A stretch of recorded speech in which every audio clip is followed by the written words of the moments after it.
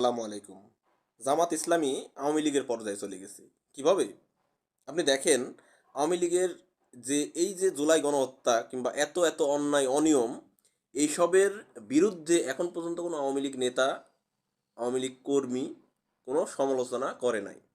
তেমনিভাবে জামাত ইসলাম দলগতভাবে যা করে, যা বলে এর কোনো সমালোচনা নাই। তার বাহিনী দেখবেন যে এটার পক্ষেই অন্ধকারের মতো মানে অন্ধের মতো সমর্থন দিয়ে যাবে।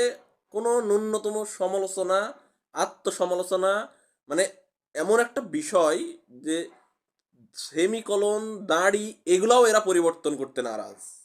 মানে দলটা যদি এইরকম ভুলের ঊর্ধ্বে চলে যায় কিংবা তার কর্মী বাহিনী যদি দলের ভুল ধরা থেকে বিরত থাকে তাহলে সেই দল দ্বারা সঠিক গণতন্ত্রের চর্চা হতে পারে না, সঠিকভাবে দেশ পরিচালনা করা সম্ভব হবে না এবং এই দলটাই দ্বারা ফ্যাসিস্ট তৈরি হওয়ার সম্ভাবনা থাকে।